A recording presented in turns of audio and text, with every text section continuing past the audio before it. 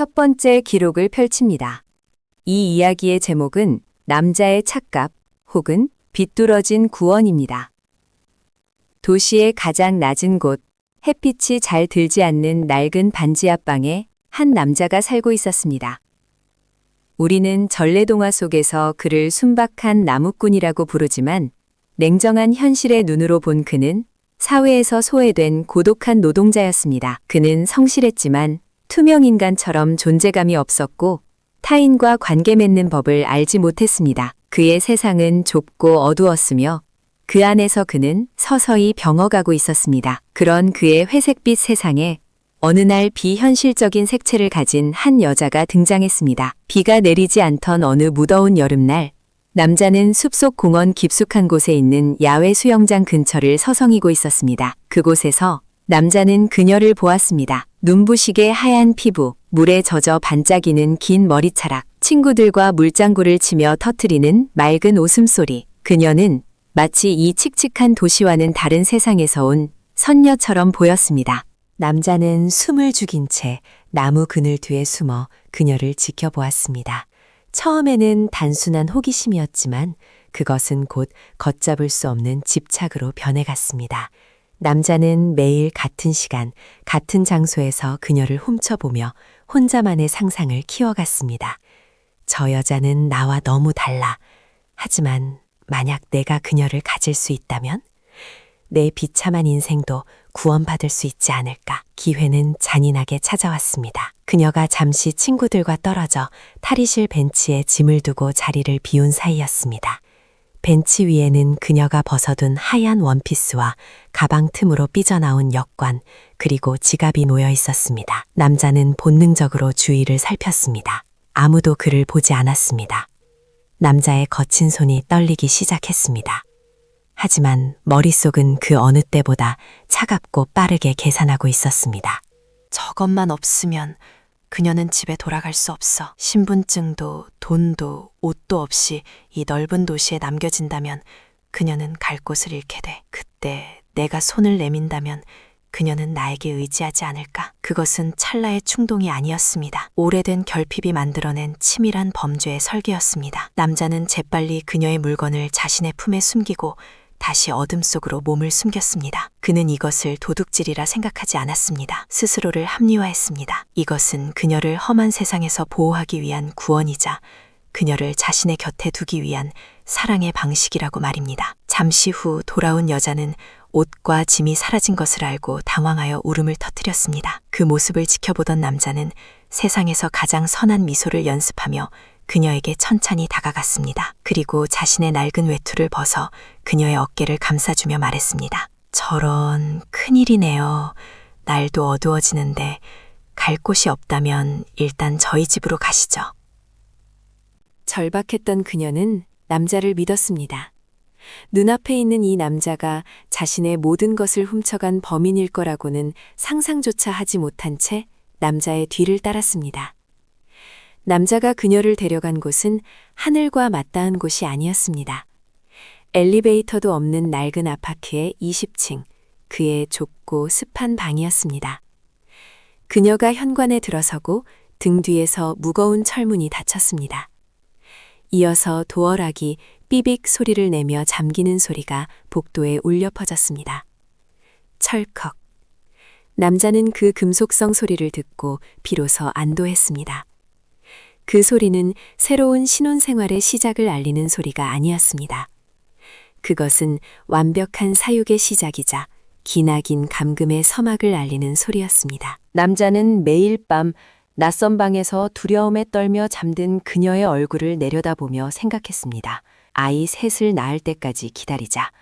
아이가 셋이나 생기면 그녀도 어쩔 수 없이 현실을 받아들이고 온전히 내 가족이 될 거야. 그는 그녀가 매일 창밖에 보며 흘리는 눈물을 애써 외면했습니다. 자신의 헌신과 일방적인 사랑이 언젠가는 통할 것이라는 지독한 착각 속에 빠져 있었기 때문입니다. 그에게 이 끔찍한 범죄는 그저 조금 서툰 사랑이었을 뿐입니다. 두 번째 기록을 펼칩니다. 이 장의 제목은 공범의 제안 혹은 악마의 설계입니다. 이 비극적인 납치 사건에는 나무꾼 혼자만이 아니라 또 다른 인물이 깊숙이 개입되어 있습니다. 우리는 전래동화 속에서 그를 숲속의 착한 동물, 사슴이라고 부릅니다. 하지만 차가운 도시의 뒷골목에서 그는 설계자 혹은 브로커로 불리는 위험한 인물이었습니다. 그는 사냥꾼의 총구가 닿지 않는 어두운 곳에 숨어 사람들의 은밀한 욕망을 거래하는 자였습니다. 남의 정보를 캐내어 팔거나 법망을 피해 원하는 것을 얻게 해주는 불법 심부름 센터의 주인. 그것이 바로 현실 속 사슴의 정체였습니다. 나무꾼이 짝사랑에 빠져 괴로워하던 어느 날 사슴이 먼저 그에게 접근했습니다. 우연이 아니었습니다. 사슴은 냄새를 맡는데 탁월한 재능이 있었으니까요. 그는 나무꾼의 퀭한 눈동자 속에 서린 가질 수 없는 것에 대한 지독한 갈증과 열등감을 정확히 읽어냈습니다. 사슴은 나무꾼의 곁에 앉아 담배 연기를 내뱉으며 나직하게 속삭였습니다. 그 여자 그냥 지켜보기만 해서는 절대 가질 수 없어. 네가 아무리 나무를 하고 성실하게 일해도 그녀는 너를 쳐다보지 않아. 사는 세상이 다르니까. 하지만 내가 그 세상을 무너뜨릴 방법을 알려준다면 어떨까? 나무꾼은 그 말에 홀린 듯 고개를 돌렸습니다. 사슴은 품 안에서 낡은 지도 한 장과 사진 몇 장을 꺼내들었습니다. 놀랍게도 그 사진 속에는 그녀의 일상이 고스란히 담겨 있었습니다. 그녀가 몇 시에 집을 나서는지, 어느 길을 통해 숲속 공원으로 가는지, 그리고 가장 중요한 것, 그녀가 언제 경계심을 풀고 목욕을 즐기는지까지 말입니다. 사슴은 이미 그녀를 오랫동안 스토킹하며 정보를 수집해왔던 것입니다. 사슴은 떨고 있는 나무꾼에게 구체적인 범행 계획을 설계해 주었습니다. 잘 들어. 기회는 딱 한 번뿐이야. 그녀가 옷을 벗어두고 물에 들어가는 순간을 노려. 네가 훔쳐야 할 건 단순한 옷가지가 아니야. 그 옷 속에 들어있는 여권, 지갑, 신분증, 그녀가 누구인지 증명할 수 있는 모든 것을 없애버려야 해. 날개를 꺾어버려야 비로소 내 곁에 머무는 법이야. 돌아갈 다리를 불태워버리면 그녀는 살기 위해 너에게 매달릴 수밖에 없어. 그것은 명백한 악마의 계약이었습니다. 나무꾼은 망설였습니다. 양심의 가책 때문이 아니었습니다. 두려움 때문이었죠. 그건 범죄잖아. 만약 그녀가 나중에라도 도망가면 어떡해. 경찰에 신고라도 하면 내 인생은 끝이야. 그러자 사슴은 입가에 비릿한 미소를 띠며 이 범죄의 가장 잔혹하고 치밀한 두 번째 규칙을 알려주었습니다. 우리가 전래동화에서 막연히 아이 셋을 낳을 때까지라고 알고 있는 그 규칙에는 소름 끼치는 심리학적 계산이 깔려 있었습니다. 바보 같은 소리. 그래서 룰이 필요한 거야. 명심해. 아이 하나로는 부족해. 둘도 불안해.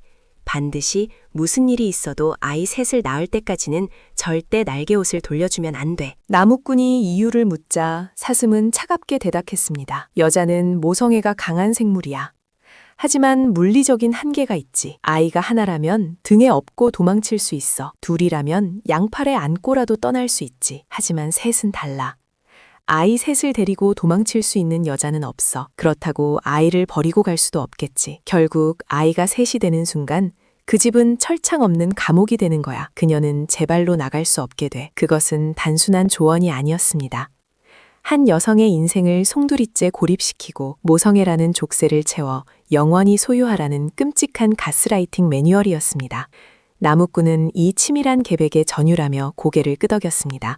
그는 사슴에게 대가를 지불하고 그가 알려준 시간과 장소로 향했습니다. 그날 밤 사슴은 어둠 속에서 나무꾼이 훔친 옷을 들고 거친 숨을 몰시며 뛰어가는 뒷모습을 지켜보았습니다. 죄책감 따위는 없었습니다. 그에게는 이 모든 파국이 그저 자신의 설계대로 움직이는 장난감들의 유희처럼 보였을 뿐입니다. 나무꾼의 범죄는 혼자만의 충동이 아니었습니다. 그것은 철저하게 기획되고 계산된 두 남자의 합작품이었습니다. 마지막 세 번째 기록을 펼칩니다. 이 이야기의 제목은 부서진 새장 혹은 생존을 위한 연기입니다. 그녀에게 그 집은 신혼집이 아니었습니다.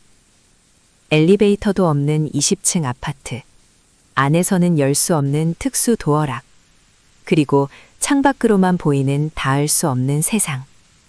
그곳은 완벽하게 설계된 감옥이었습니다.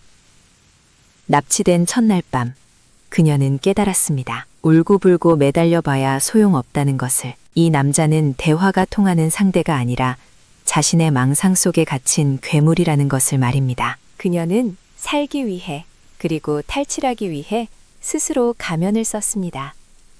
그녀는 눈물을 닫고 자신을 납치한 남자에게 웃어주기 시작했습니다. 당신 말이 맞아요. 여기가 제 집이네요. 고마워요.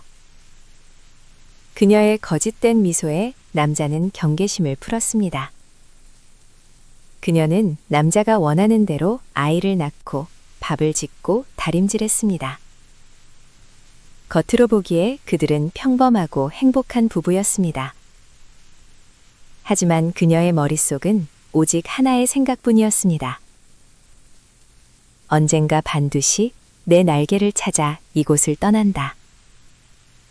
시간이 흘러 아이 둘이 태어났습니다. 남자는 이제 그녀를 완전히 믿는 듯 했습니다. 술에 취해 들어온 어느 밤, 남자는 기분 좋게 웃으며 그동안 숨겨왔던 비밀을 털어놓았습니다. 사실 내가 당신 여권을 가지고 있어. 장롱 깊숙한 곳 상자 안에 넣어뒀지. 하지만 이제 돌려줘도 상관없어. 우리에겐 아이가 둘이나 있잖아. 당신은 아이들을 두고 절대 떠나지 못해. 그것은 남자의 오만이자 치명적인 실수였습니다. 남자가 코를 골며 잠든 새벽 3시, 그녀는 조용히 몸을 일으켰습니다. 심장이 터질 듯이 뛰었지만 손은 침착했습니다. 그녀는 장롱 깊숙한 곳을 뒤져 먼지 쌓인 상자를 찾아냈습니다. 그 안에는 불에 타단한 흔적이 있는 여권과 3년 전 그날 입었던 하얀 원피스가 들어있었습니다. 그녀는 떨리는 손으로 여권을 품에 넣었습니다. 하지만 딜레마가 남아 있었습니다. 잠든 아이들, 남자와 사슴의 계산대로라면 그녀는 아이들 때문에 주저앉아야 했습니다. 하지만 모성애는 족쇄가 아니라 가장 강력한 무기였습니다. 내 아이들을 이런 감옥에서, 이런 범죄자의 자식으로 키울 수는 없어. 그녀는 자고 있는 두 아이를 양팔에 단단히 안았습니다. 무거웠지만 깃털처럼 가볍게 느껴졌습니다. 문제는 현관문이었습니다. 도어락은 여전히 잠겨 있었습니다. 하지만 그녀는 지난 3년간 남자가 비밀번호를 누르는 소리의 패턴을 수천 번 듣고 외워두었습니다. 삐, 삐, 삐, 삐. 정적을 깨는 전자음 소리가 천둥 소리처럼 크게 들렸습니다. 남자가 뒤척이는 소리가 들렸습니다. 그녀의 등줄기에 식은땀이 흘렀습니다. 그리고 마침내 철컥하는 소리와 함께 육중한 철문이 열렸습니다. 그녀는 뒤를 돌아보지 않았습니다. 아이 둘을 안고 20층 계단을 맨발로 뛰어내려갔습니다. 발바닥이 찢어지는 고통도 느껴지지 않았습니다. 폐가 터질 것 같았지만 멈출 수 없었습니다. 아파트 입구를 빠져나와 빗속으로 뛰어들었을 때 차가운 빗방울이 그녀의 뜨거운 얼굴을 식혀주었습니다. 그것은 비가 아니라 자유의 세례였습니다. 남자는 다음날 아침이 되어서야 텅 빈 방을 보고 오열했을 것입니다. 사랑이었다고, 우리가 얼마나 행복했냐고 소리쳤을 것입니다. 하지만 그녀에게 그 시간은 사랑이 아니라 생존이었습니다. 전래동화는 그녀가 하늘로 올라갔다고 말하지만 현실의 그녀는 자신의 존엄을 되찾아 세상 속으로 걸어 들어갔습니다.